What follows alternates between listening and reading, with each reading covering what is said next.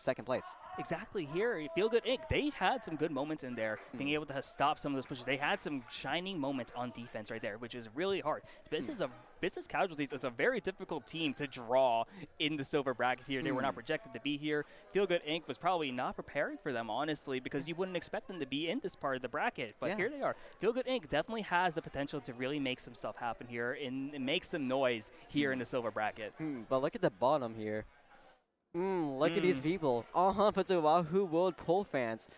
Isn't this a college team? Wahoo World Poll fans? Yeah. I think so. I want to say this is Nito's team. This is Nito's team. I was going to say, I remember seeing Nito. Yep. Yeah, this is Nito's team. Nito, Riley, and like some other people here. But yeah, wow. And represents the University of Houston here. Also one of the other college teams in this silver bracket here. So here we are. Once again, now I started off my Splatoon career in CCA, the college league here. So it's kind of fitting here that I get to commentate the University of Houston and other college teams here in the silver bracket at my first ever LAN event. Yeah, well look at this, because the notable James Ball is bracket 3 CCA semifinalist. Is this the recent season? Maybe. Might have been. I don't remember exactly because I know was Division 2 last season. Oh. Went up a division, and then I don't think they made playoffs, but is a very strong team nonetheless. To be Division 2 in CCA is no easy feat. To be basically a top 15 team in the country as a college is very impressive here. I would not count out this team whatsoever here, but I wouldn't count out Wahoo World Poll fans either. You know that there's some strong players on this team for sure. Yeah, now let's see if we can find them. But as they are setting up right now, we do have, again, from what you said, Nito. They actually do play on Qualified Gold as well. And if I remember, actually, Ike, they play for Qualified Gold as well. They are all playing on this. So it's basically half a Qualified Vanguard and half non-Qualified Vanguard from what Nito said, quote unquote. I think that's about right here, having that half-half from the side of Wahoo World Poll fans, which is probably one of my favorite team names so far, honestly. Like, I won't lie, the Splatoon scene, if you're tuning in for your first ever Splatoon tournament this weekend at Low Tide City, there are some great team names within the community here. Wahoo World Poll fans, and they're like, we haven't even gotten to like the top teams yet. Starburst, Cherry Limeade, Lashes, or there's just so much creativity with the team names here. And that creativity in the team names also shows up the creativity in their play, and which has been really fun to watch this entire weekend so far. And one thing to know, this is LAN. So all lane seed involved in all shooters, maybe like 52 or 96, gone. All pure skill now. Yes. No delays. Yup.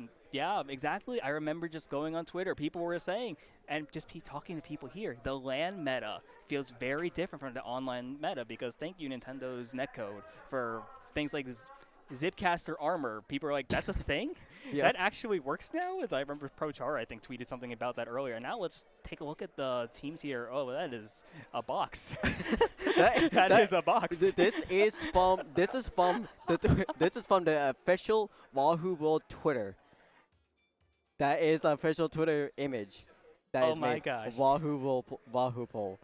Wahoo Poll indeed. And that is something I am going to absolutely love this match right here. I don't know how that one player from is going to be able to see, but good on them, honestly, for playing through that.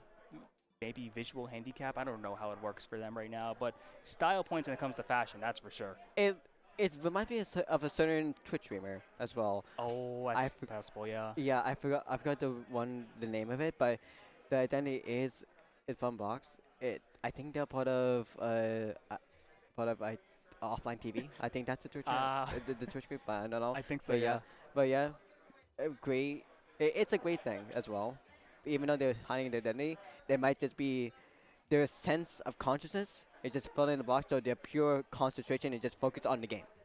Not to anyone else, not to anyone screaming, it's just on the game. Yes, and especially knowing that you're on stream. You have those like nerves, those subconscious nerves of being on stream. Those start to kick in. Not only do I have to play like at a high level tournament, I'm also on stream in front of hundreds of people.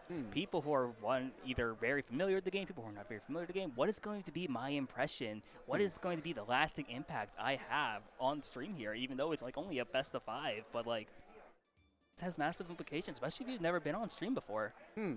But what you can hear from the actual info for Gnostic got A in Land Novel Science Studies, Poyer book is by what? Oh, okay. Poyo book is fine in kindergarten. It's got hit by a car twice. Like can't sleep at all or something. I And love these extra info. this is really interesting, but for Wahoo Pole fans, again, Violet, Nido, Ike, Mador, two Godlic fan cards, two non-Godlic fan cards. Nido from Crimson Range before, if I remember correctly, Think and so, yeah. also a fellow commentator. Same with Violet as well, fellow commentator Yes. earlier. But for Godlic fan card, they should be used to this already. Oh my gosh, yeah, you can see the experience maybe coming into play here for the side of Wahoo World Pole fans. Yeah, so we know is like a experience, has the teamwork. They have the experience playing together, but Wahoo World Pole fans might have the experience, the higher experience of playing at a higher level. So you have those two things.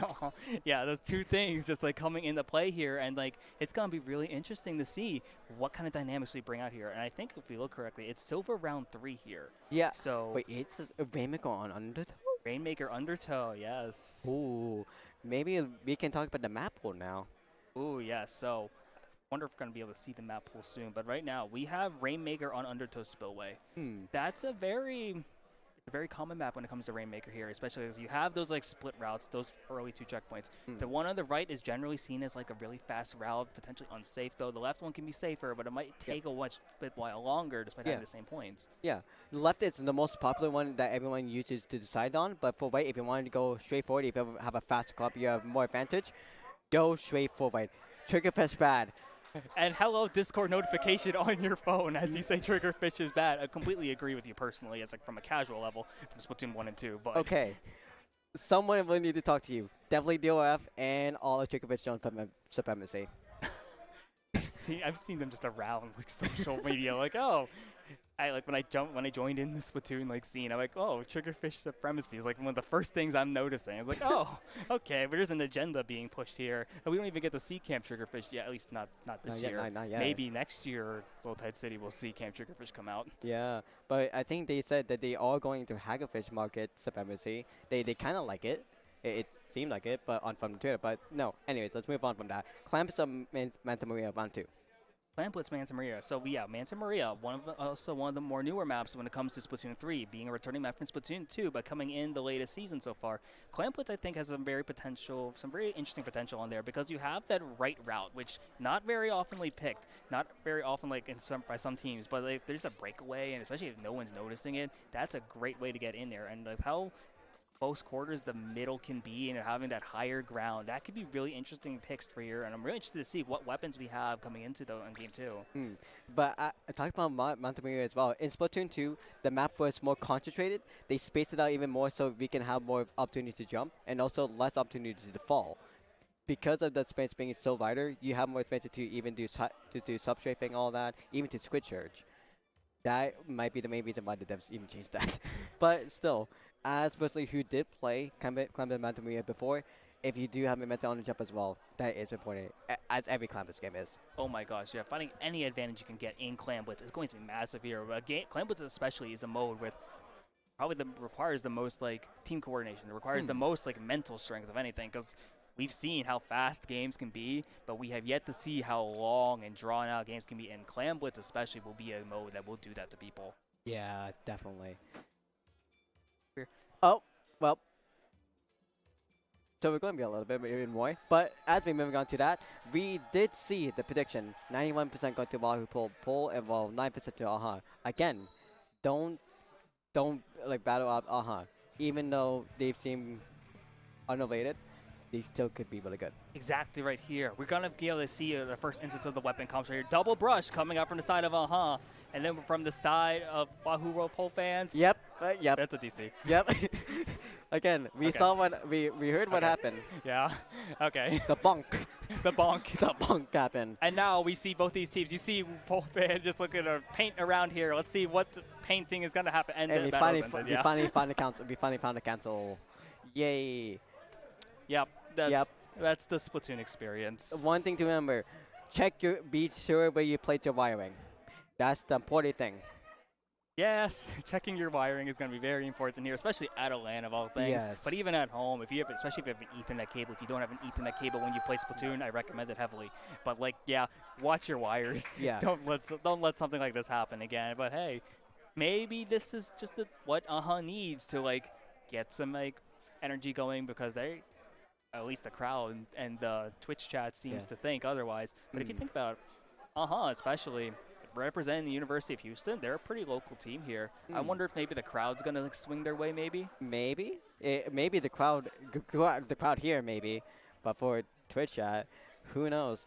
Again, we need to see them first, see them to believe it, and also for everyone on Twitch, if you do lose, rip your gamba. But so, but so again, for the safety is the #1 priority here at IPL and at everything at all lands as well. So. Exactly, yeah. We want the safety of our players to be the first and foremost, most important thing here, regardless of whether you're playing, regardless of whether you're just walking around the venue here. We all have a safe venue here. It's a safe place for all gamers, whether you're new to Splatoon, whether you're very experienced, whether you're not even here for Splatoon. It's still all worth in the end. It's all super fun. And now we're back again.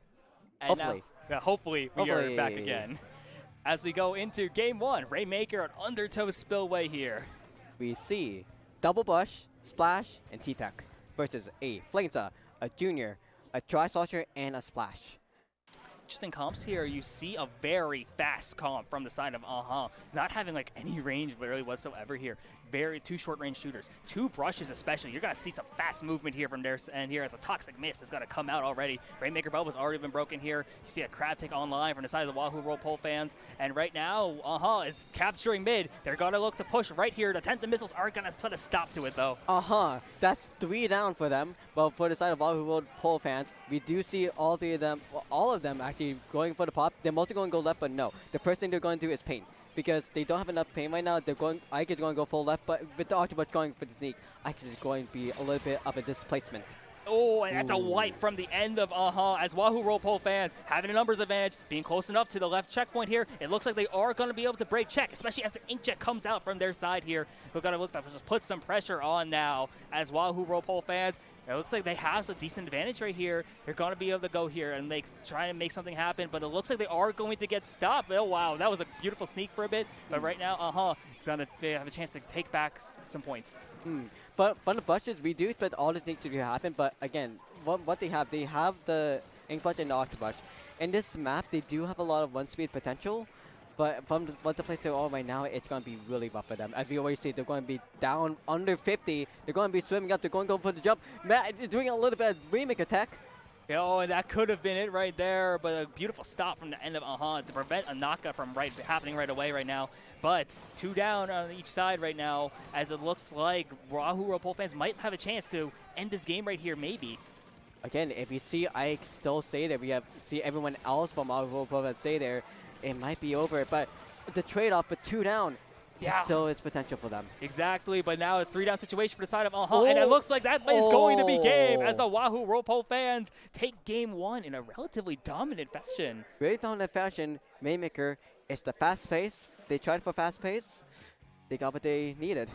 Exactly right there. Having that fast-paced play, that aggression really shows. You saw how Wahoo Roll Pole fans just shine when they had the advantage. Being able to support the Rainmaker carrier, which is like just a general thing, just being able to keep their runner going, get all those points. Beautiful play, beautiful coordination from their end. Experience does play off, and it definitely does seem that they played before. Oh, for sure, yeah, because you saw that happen right away, honestly. They went to push right side, I believe, right when they got the Rainmaker. And then you see Wahoo Roll Pole fans, the experience comes into play. Knowing that, sure, that looks like a faster route. That looks like a quarterback sneak right there. But like, well, we're just going to go to the sideline, go to the left side, knowing it's safer, knowing that, hey, they have more space to work with. And having that experience, that presence of mind, very good for them. Experience and patience, yeah. Basically, as you said, it all comes into mind at the end. But again, it's been a couple months away, so they mostly know how to play it off the map. But now, move on. Clemens Amentabuya.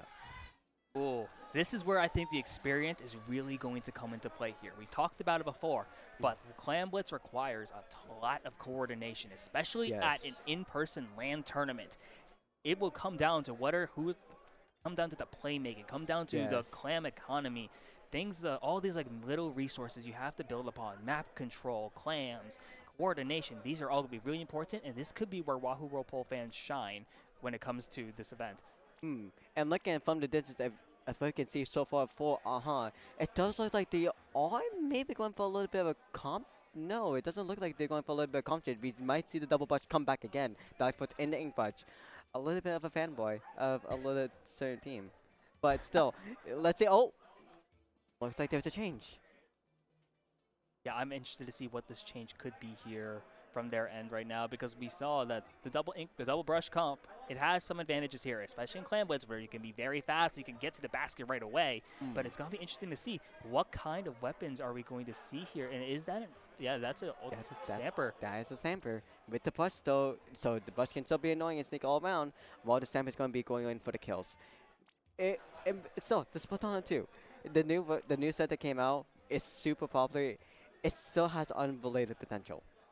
Oh, I would completely agree there. There's so much potential with the Splatonic class in general here. And I'm really interested to see, especially from the side of maybe this is the comp change we've been looking for. To be able to get some like offense going, because they had a hard time finding picks. And we noticed Splatonic Stamper, really strong weapon, being able to get those kills, find those sharks. So I'm going to be interested to see what happens here going into Clan Blitz. Game 2, Manta Maria. We see no change from Wahoo Pro fans, but on the side of again, the Stamper, the Brush, the Splash, and the T-Tech. More paint on their side.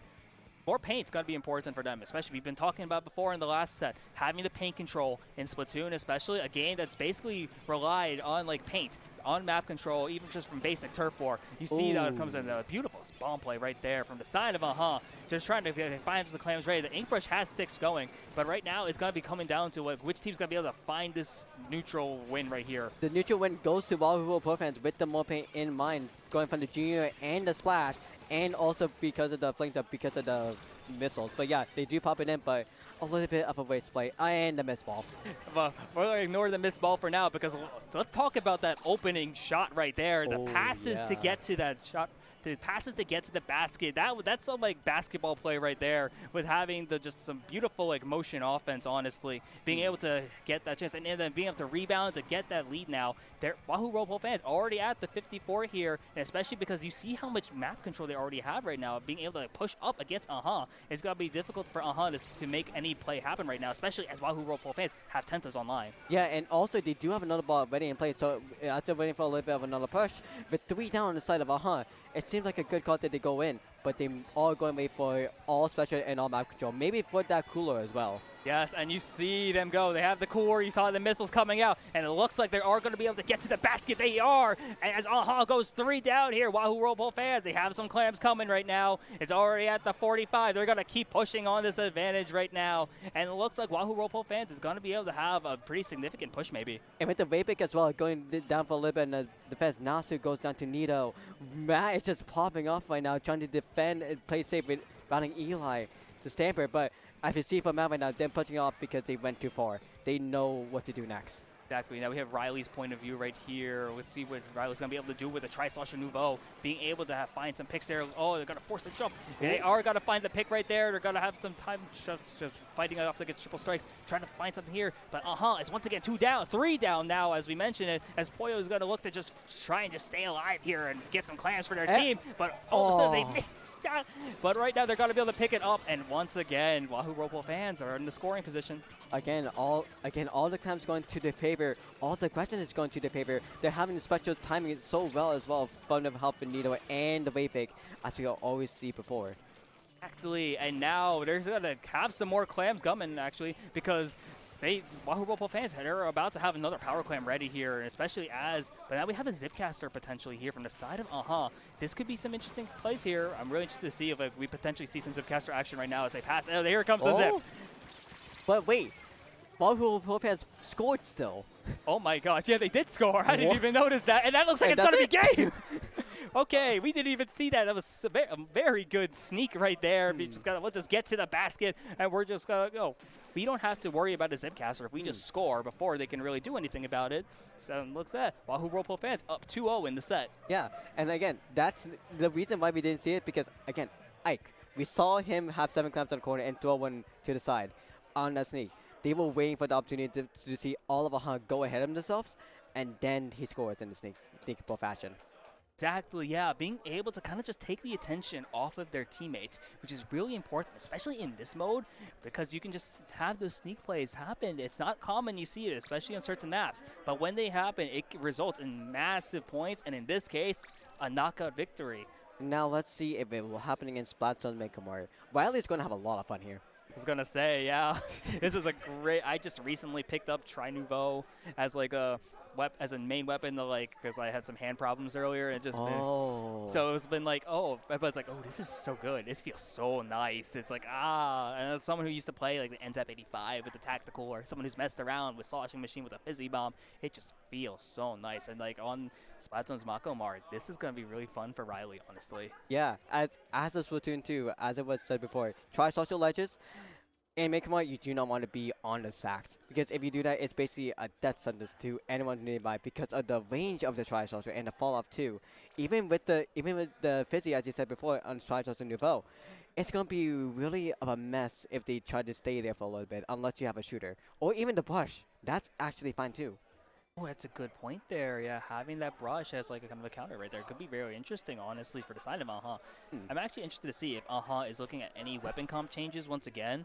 Because it kind of looks like maybe, I'm just not too sure. We see maybe an NZAP 85 there? Maybe that's cooler. We see the Tri-Saucer as well that got changed. They're going to go for Inkjet, and we do see the brush come back.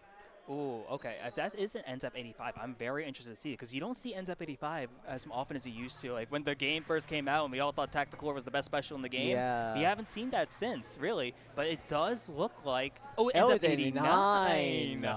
The 89 with the super chumps. That's going to be interesting here. Nido Hydra? Oh, Nido Hydra. Nido Hydra. That's new.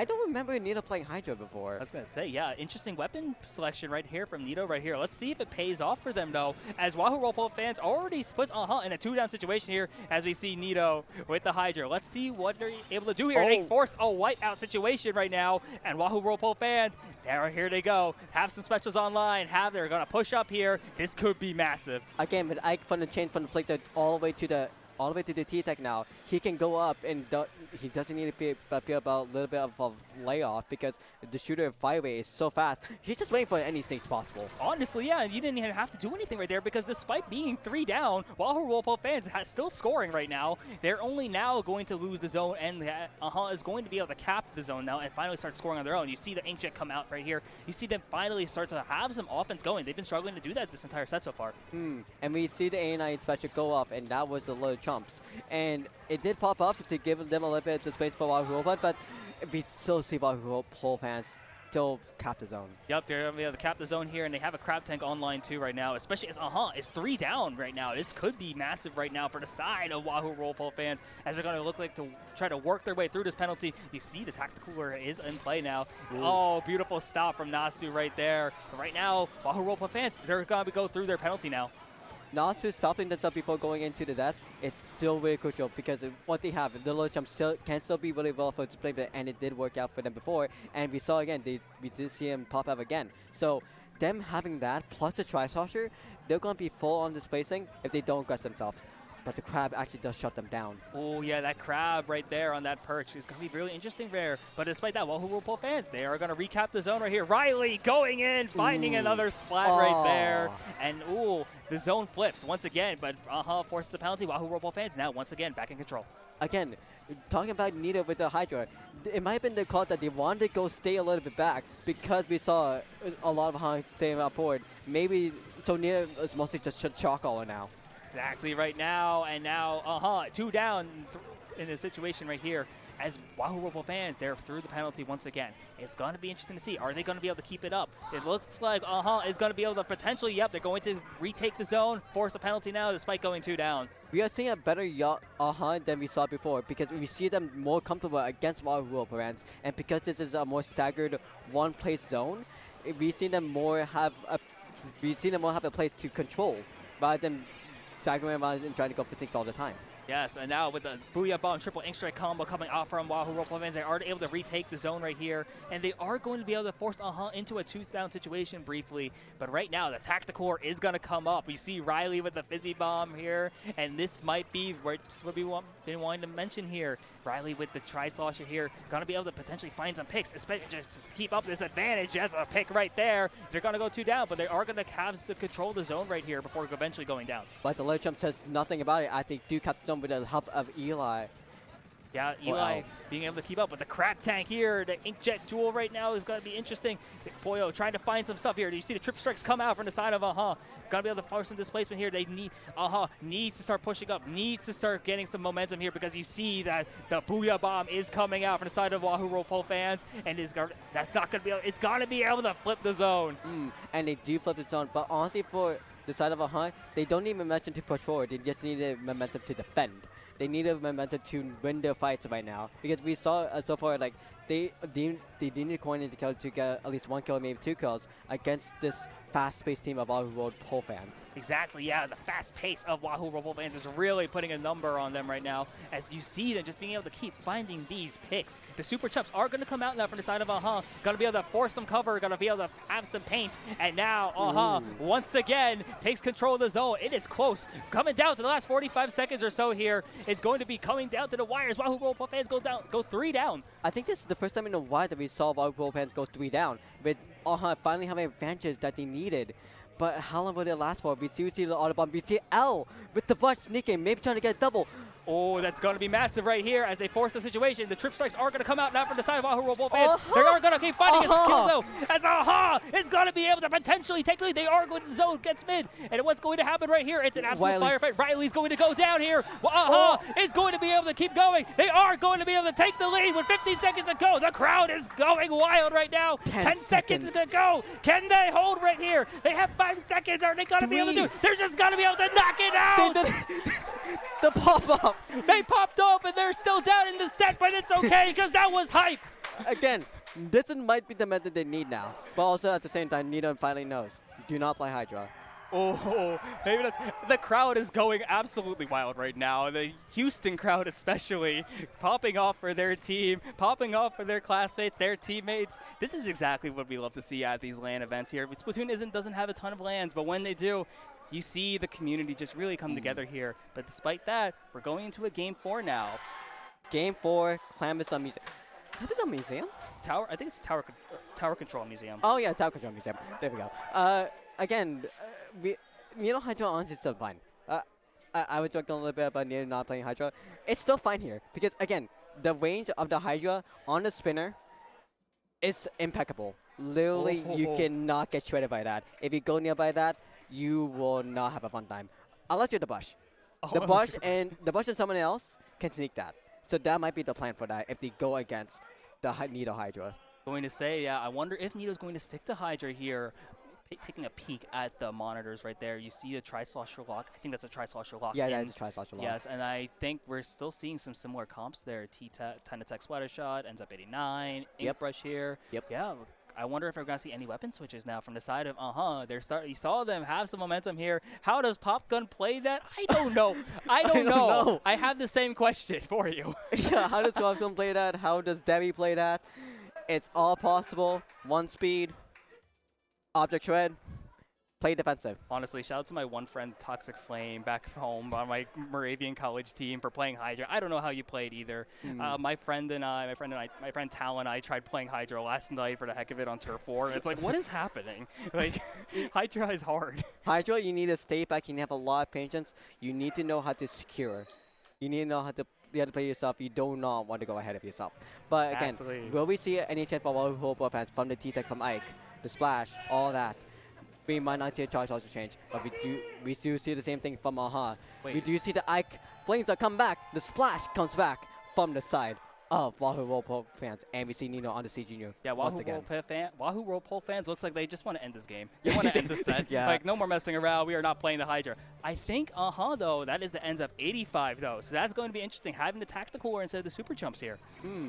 They didn't have a tactical before, didn't they? Or did they by the Tri-Slosher Nouveau? They might have, yes. one of the teams had to try Celestial Nouveau for some tactical or input, but now you have the Enzap here with Suction Bomb and the tactical right now. Is going to be able to get to checkpoint 1 though. This could be interesting right here. They're starting to have some momentum right now, but despite going two down. Yeah, and also that's the same thing as you said with the TriStar Nouveau being gone. That's actually from Wahoo Pool fans that's not having a TriStar Nouveau anymore as switched to T-Tech. Ooh, that's a beautiful observation on your end right there. Wahoo Whirlpool fans, you see Ike with the flings. They're just being able to get some space right there. The whale is going to come out though, force them off the tower briefly right here. But it looks like the Splash-O-Matic going to come up on the tower, but it's 85 right now from each side right here, as Poyo is going to be able to shut down with the Inkjet so far and prevent Wahoo Whirlpool fans from taking the lead early on. That was because of L's cancellation of the T-Tech themselves. They were not able to aggress with the Tri-Sharks. But we see right now for the momentum for the last can come in play. They're all the way to the second checkpoint already. Maybe breaking it soon. Maybe, yeah, the Tentas are going to force them off right now. The Splat Bomb on the tower, not going to find his mark right here. Someone goes down, though, from the side of though. But is going to take it to the 75 right here. And they are going to go 2 down just after that push. Again, the cooler still in play. The ends up still staying back. The Bush going down, though, there goes to Slayer advantage. But still, we see for Wahoo fans make it down. Mostly kill off the checkpoint away with the Vapic as well. Yes. What do you think next? Oh, and you see that the Tenta missiles are flying now from the side of Wahoo Whirlpool fans. And they're going to, is going to go 3 down right there. That's massive right here. As Wahoo Whirlpool fans, they are going to climb up on the tower. The Crab Tank comes out here, and it looks like they are going to try and keep this tower going past the second checkpoint. The Bush trying to get a kill off, but it doesn't look like it play because of Legend. But still, for Wahoo fans, it doesn't look like they have so much momentum now that they're just going straight in. Yes, it looks like that right now. As Wahoo Whirlpool fans, look at this momentum from their end right here. They're going to take it to the third checkpoint. They are going to go 2 down, though.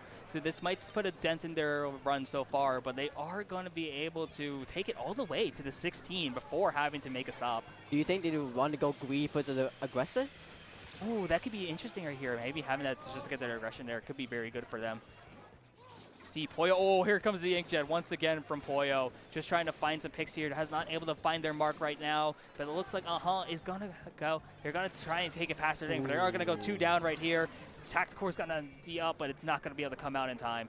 Again, we saw this last round before that they always go 3 down, 3 down, but then they just need that one push, that one duo together on side of and then that would be just the momentum shift for all of them. But we see the flames up from Ike just stopping them over, all in the tracks.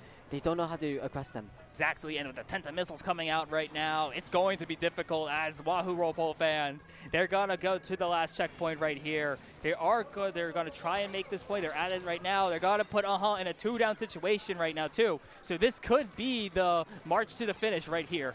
As a little bit of a dance on the tower control pole, it does seem that this might be the end.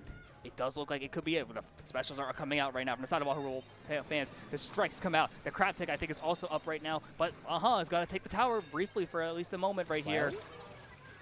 What was Riley doing? I don't know.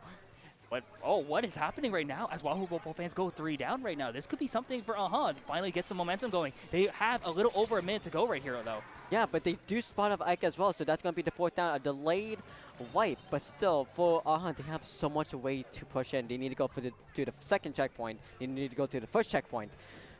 Yes, with 1 minute to go, this is where needs to start digging deep. They have to. They just got past mid. They have to take it all the way from the 74 to the 15 to keep this set alive for them. They are going to take it to the 60 right here. Both teams are going to attempt to come out now from the side of Wahoo Whirlpool fans. 1 down from each. Now, ooh, and the strikes come out now. This could be interesting here as we come down to the 30-second mark. We see that 2 down from the side of but at the side of Wahoo as well. They're at the first checkpoint already. And we see get activated now and try to sneak it on the side, killing Riley and killing Ike as well. This will be huge for them. They have 30 ticks left. This could be massive right here as they are at the 22 right now. 20. Can they keep it going? 15 seconds to go. The tower is with Wahoo Whirlpool fans right now. 15 seconds to go. The T-Tech's the last hope right now. The Bunch is the last hope right now. They have a jump in play.